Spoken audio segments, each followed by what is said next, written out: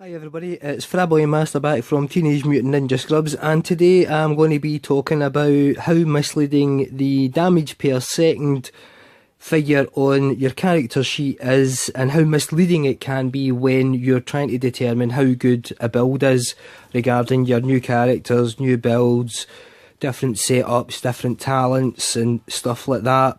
Now, I've been working on a striker build and I've made the video and I've made clips of the video in order to get it put up, but I've realised that while I was doing a couple of different tests on a few different things, different variables and stuff like that, it became very apparent that the DPS figure that you see on your character sheet, damage per second, doesn't even actually equate to the real value of the damage per second that any character will do, and how the actual calculations are set up, simply because talents aren't taken into account and certain other factors aren't taken into account as well, which is significantly misleading and actually gives you an indication that your character is actually underpowered rather than being overpowered, or is more powerful than you're able to guess, quite simply.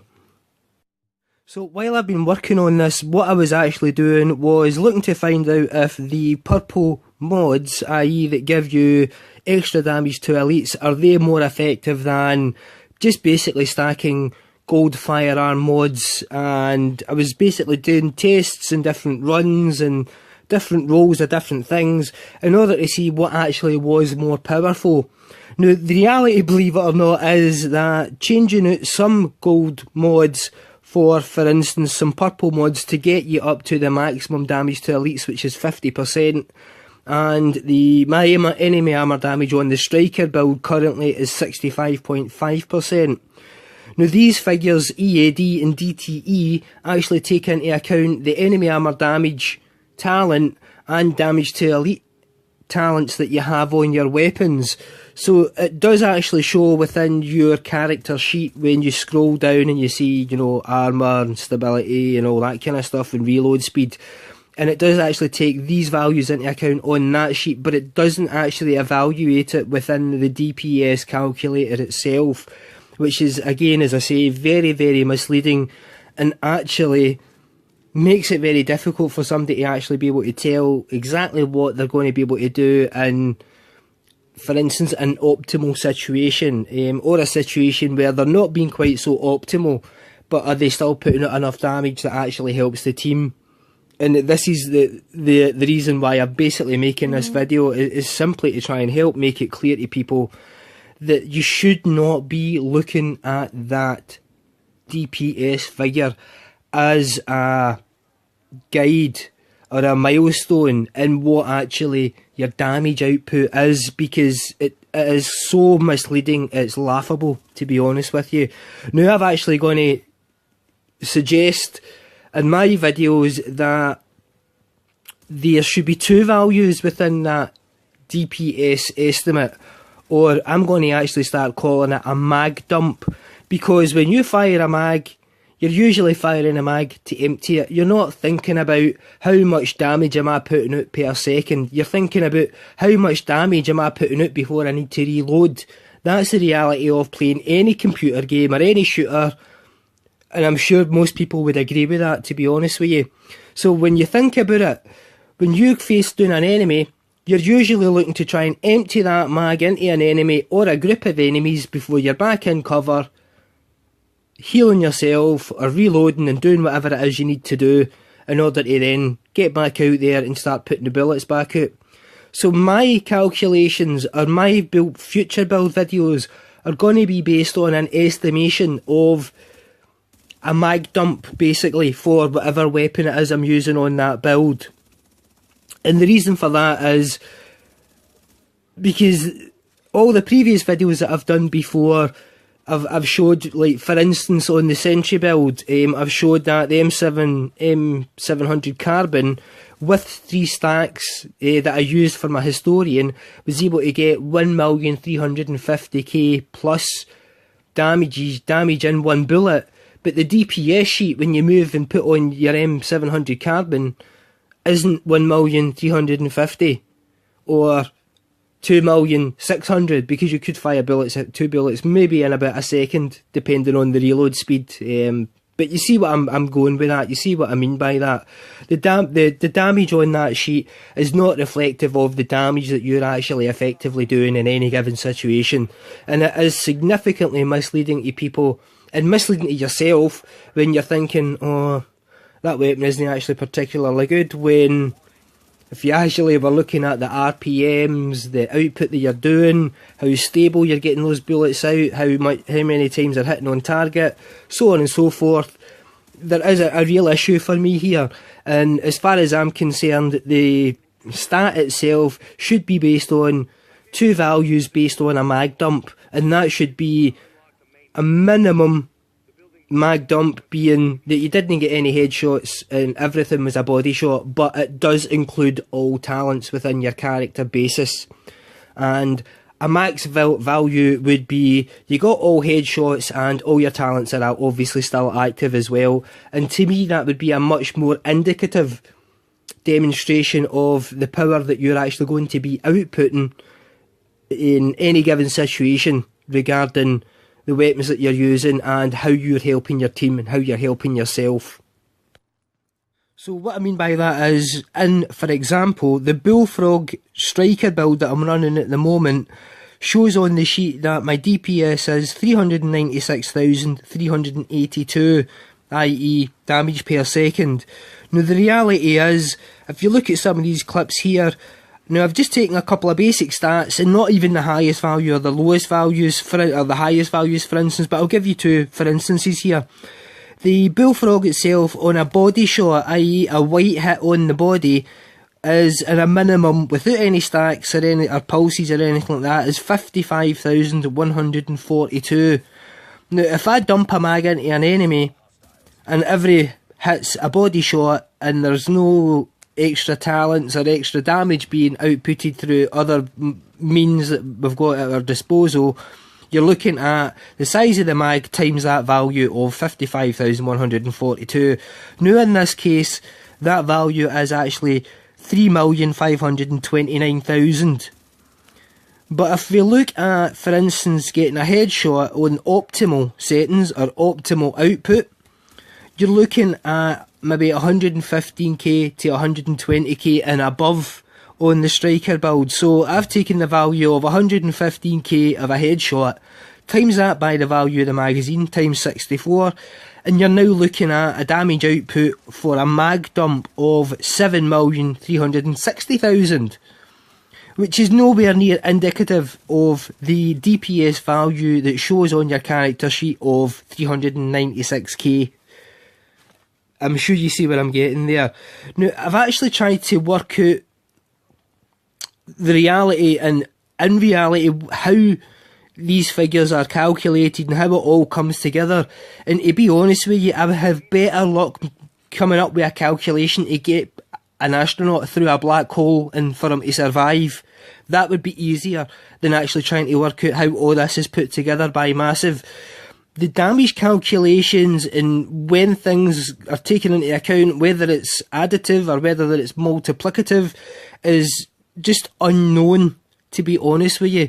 It's so convoluted and complicated that it's impossible for anybody other than the developer themselves to be able to actually tell you, well look, this is how we actually do these figures. So in reality, or how we as a player kind of look at the game is, my advice is simply, I usually take out a weapon, put the mods on that I want to use to make that weapon at its most effective, and then I start killing yellow enemies, for instance. And depending on how I feel or how I see those enemies taking damage is how I'll see how effective the weapon is or the build is. Now, simply looking at a DPS value on your character and thinking that that's the value your character gives within any situation in this game is very, very misleading. And it's a bit of a shame because people probably dump decent weapons or drop decent talents because it just doesn't show on that sheet. They have no indication of the power output that they're going to get from using talents and different means of increasing your DPS. So from now on, every video that I create will give you a minimum value for a mag dump and a maximum value for a mag dump. And everybody will agree that usually, given reasonable gameplay and the fact that we've all probably got potato fingers because of controllers as I play on console, we know that those figures will generally hit within usually about the middle or towards a higher tier, as you're always kind of, when you're playing endgame content like I do, you're usually trying to get headshots or stack up those talents that you've got on your gear set. For instance, if it's Sentry or if it's Striker, then you're looking at an extra 15%, or in the case of Striker, you're looking at an extra 100%. So if I was to stack 100% bullets and then start hitting headshots on my kind of top value estimation that I've given you earlier of 115k, you would actually be looking at nearly 15 million damage output on one mag dump. I'm sure you see where I'm going with that. And that doesn't include pulses and, you know, adding on different things as well, adding on water and certain other conditions that are circumstantial talents, for instance, within the game that don't show within the DPS sheet or show in any way whatsoever, other than there's a little icon shown under your character that says, oh look, this talent's active and is working just now. But as we do know, the game is so bugged and so rife with these crazy complicated calculations that it's impossible for you to actually tell and know what your output is in any situation, really, to be honest with you. And that's the reason why going forward, all my videos are actually going to show a minimum output for a mag dump and a maximum output for a mag dump, given non-optimal situations and given base optimal situations. So the base optimal situations are based on, you know, there's no pulse running, you know, I'm not got certain talents working, I've not stacked 100% on the Striker, for instance. And that's the way going forward that I'm going to be working out and showing you how these builds are, because actually telling you what the DPS on that sheet is actually means nothing. It only means something to the developer, and what it means to the developer I don't think even they know, because the calculations, as I say, I was trying to actually work this out, guys, and I took hours upon hours upon hours. I've got sheet upon sheet upon sheet of calculations and different base stats and all this kind of crazy stuff. You would not believe the amount of work I've kind of put into this in order to actually end up where I'm at, which is, I can't actually even run over these figures because they actually mean nothing in reality. They mean nothing to the developer. The best thing that I'll ever be able to suggest is, this is the minimum amount of damage you're going to be able to do if you can't hit a headshot. And this is the maximum amount of damage you're going to be able to do if you can hit headshots. But that's going to be without, for instance, your gear set talent proccing, so on and so forth. So I hope that kind of helps clarify the situation regarding the DPS management calculation that's within your character selection screen. Do not view that as a guide to how powerful your character is or is not. I can assure you it is significantly misleading, and it should actually really be changed to a mag dump, or they should actually just get rid of it, full stop. To be honest with you, they should just get rid of it, full stop, or add all values that's within your character into that base value stat in order to give you an actual real indication of what your character can or can't do within optimal or non-optimal circumstances. I hope I've explained that enough and well enough to kind of get your head around it, as it has actually taken me hours and hours and hours to get to this point. So getting to this point after days and days and days of calculations and looking at different things and looking at different calculations, trying to pull all the calculations together and make it come up with the figures that actually show as a hit marker within, you know, with on an enemy for a body or a headshot, it's just absolutely impossible to figure out, to be honest with you. Without having that developer spreadsheet in front of me, it's absolutely impossible to figure it out. And that is a shame, because a lot of people probably don't realise what their damage output potential is, and they might a lot of the time feel that they're underpowered for instance, doing legendary missions and that type of stuff. Whereas the reality is, you're probably so OP you don't even know it. And that's a problem for a lot of people. I've came across quite a lot of subscribers who I've been running with recently, who, for instance, have never done a legendary before, or they've not done a specific legendary or a specific incursion because they don't believe, oh, my toughness isn't high enough, my DPS isn't high enough. And the reality is that these aren't the factors you should be looking at when you're looking at doing endgame content. If you're playing the game and you're putting together builds and you know the value, the top values of builds that you're looking for and the types of talents that you want to get on those builds and the types of roles you're looking to get and all this kind of stuff, then I can assure everybody that you are probably overpowered for any mission or any incursion or any legendary that's within the game itself. It just takes a bit of teamwork and communication normally in order for people to synergise different talents and gear sets and who's doing what, who's going to be the healer, who's going to be the DPS, who's going to be the guy that keeps healing everybody and picking everybody up, so on and so forth. It's simply, that's more important than looking at your sheet going, I'm so OP because my DPS is 500k with this sniper rifle or whatever. And the reality is that isn't the case, to be honest. If you play the game, you're picking up loot, you're putting together gear sets, you know how the gear sets work, you know what you're looking to optimise within those gear sets, and you know how to use the gear set to its optimal advantage, then I can guarantee that you are optimised for playing in-game content in any capacity.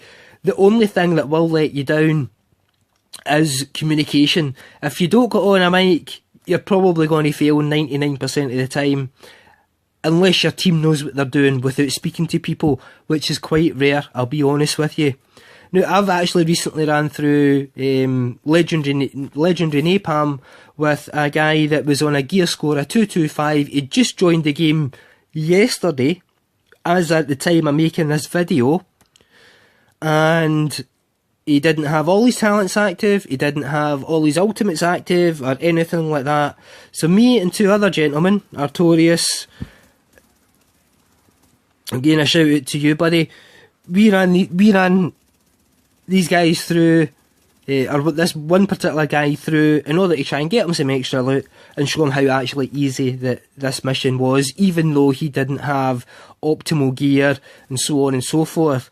But it showed that you don't even need to have optimal gear to actually get through this end-game content. And the reason that people don't look at their end-game content or the viability of how they're going to work within a team is because they're always looking at these figures that are totally misleading, and they think, oh, yeah, I can't do that, I'm not powerful enough, I don't have enough health, I don't have enough skill power, my heals aren't high enough. The reality is, if you have good communication in your team, you'll usually get through anything, no matter what happens. We got through Napalm last night, we got to the last set of bosses, we got the 4 agents. One of the agents dropped 3 guys, he ran up the stairs and meleeed every single one of us before we could burn them down. One guy managed to get away and we just told him, stay away until your ult comes back and you'll be able to get us up, and that was it. We managed to complete the run. Another guy was dead on the stairs. Well, it's alright, we'll get you. Me and Artorius were alive, and we just had managed to be able to stay alive when we were down at the lift level section and keep everybody alive and keep everybody going within the actual content. Sorry, I don't mean content, I mean by we kept ourselves alive long enough in order that an ultimate could be brought up and we could get the other 2 guys back to within fighting distance and fighting with us against the enemies, and obviously looking to continue and end the content and finish off the bosses, get the loot and so on and so forth. And one of the guys, as I said, was it wasn't that he was underpowered, it was that he didn't have a gear score of 256. Now, people that boot other people because their gear score is, for instance, 240 or a bit lower than 256, clearly are the type of people you don't actually want to play with, because they clearly don't understand the game. Quite a lot of people I know actually run secondary weapons or handgun weapons with a much lower gear score in order to just simply get the talents active, which gives them actually in the long run more power to other parts of their character than they would have had if they were running a 256 gear score item. And a lot of people out there will know exactly what I'm talking about. So if you get booted for a group because you were gear score level 240, it's because these guys actually don't understand the game properly. They don't realise that you don't have to have a gear score of 256, the highest health and the highest DPS in order to get through content. They clearly just don't understand that. And that's a part of the game that the developers need to address as well, to be honest with you. I do know that I've rambled on for quite a bit, but I hope this has been helpful in some degree. And as I say, going forward, my videos are going to actually feature, I'll still show the character stats and the DPS stats and the main sheets and all that kind of stuff, but I will be giving my assessment on the optimisation of a mag dump within a character and the non-optimisation of a mag dump within a character and the DPS that you're doing therein. So I hope you like the video, guys. If you do, please hit that like, please hit that subscribe. More importantly, comment, tell me what you think. You know, add me up. My gamer tag is Fraboy Master. I'm on Xbox One. Add me up. Send me messages. Tell me what you want to do. We'll get you through it. Absolutely no problem at all. And we'll have an absolute riot doing it as well. And usually when I get to know you guys, I'll usually start streaming that kind of stuff and get it up on the channel to show other people that, you know, I'm playing the content with the community in general, and obviously with friends as well. And when I mean by friends, I mean the people that have subscribed to the channel and says, oh, can you do this with me? They become friends with me. They become people that I'll play with regularly, as well as playing with other people that are new to the channel and looking to help get stuff done and so on and so forth. So as I said, add me up. If you're looking to do something, you know, send me a message, get me on the comms, we'll have a chat. If you're looking for advice on builds, it seems to be something that a lot of people are contacting me for lately is, you know, what's your advice on Deadeye, what's your advice on this, what's your advice on that? And it does look like, for some reason, my opinion is valued in some degree by quite a lot of people I play with. And I think it's quite, you know, it's obvious why. It's because I do know what I'm talking about with regards to the game itself. I do know how to make a good build. I do know how to make a bad build. But the reality is, I do know how to get guys through content. I do know lots of little different glitches and tricks that helps us get through that content as well. So, as I said, just hit me up, guys. I'm happy to play with anybody, and take it for there, basically. Thanks very much for watching, and I'll definitely catch you all in the next one. Take care.